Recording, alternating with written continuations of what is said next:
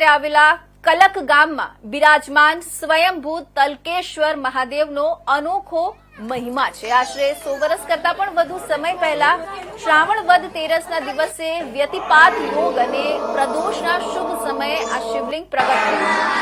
આ દિવ્ય ઘટનાના સાક્ષી બનવા માટે આકાશમાંથી દેવી દેવતાઓએ દર્શન કર્યા હતા। લોકવાયકા મુજબ દર વર્ષે આ વ્યતિપાત યોગમાં આ શિવલિંગ તલ જેટલું વૃદ્ધિ પામે છે, જે તેનો અનોખો મહિમા દર્શાવે છે। મંદિરના ઇતિહાસ મુજબ જે વ્યક્તિએ મહાદેવ પ્રગટ થયા તે પહેલા ગીચ જંગલ હતું, અહીં ગાયો ચરવા આવતી હતી। શ્રાવણ માસમાં વ્યતિપાત યોગ થતા આ મંદિર પરિસરમાં દર વર્ષે ભવ્ય મેળાનું આયોજન કરવામાં આવ્યું છે।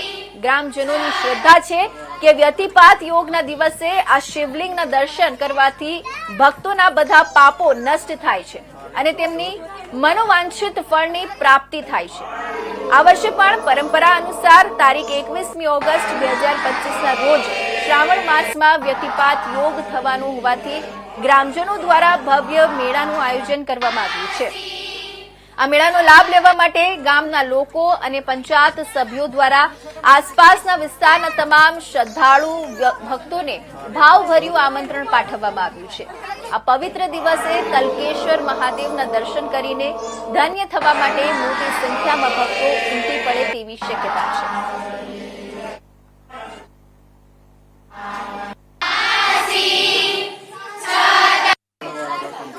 તલકેશ્વર મહાદેવ કી જય।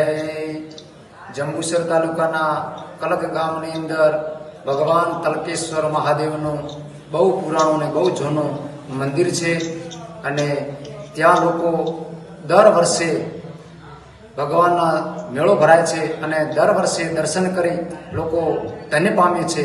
અને એ વ્યતિપાતના દિવસે શ્રાવણ વદ 12 અથવા 13ના દિવસે વ્યતિપાત હોવાના કારણે મેળો લાગે છે અને ભગવાન તલકેશ્વર મહાદેવનું નામ કે દર વર્ષે ભગવાન વ્યતિપાતના યુગની અંદર તલભાર વધવાથી ભગવાનનું નામ તલકેશ્વર પાડ્યું છે। એમનો બહુ મહિમા છે। સ્વયંભૂ શિવલિંગ હોવાથી દરેક લોકોનું મનવાંછિત ફળની પ્રાપ્તિ થાય છે।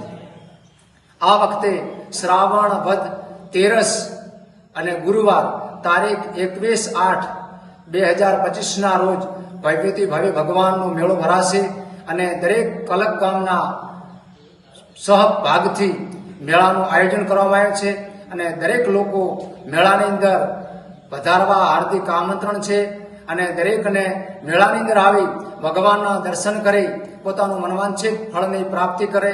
મેળાની અંદર દરેક લોકો આવવાથી દરેકની મનોકામના પૂર્ણ થાય છે વ્યતિપાતના યુગની અંદર। તો વાત કરીએ આમોદની, તો આમોદ નગરપાલિકાના સફાઈ કામદારો પર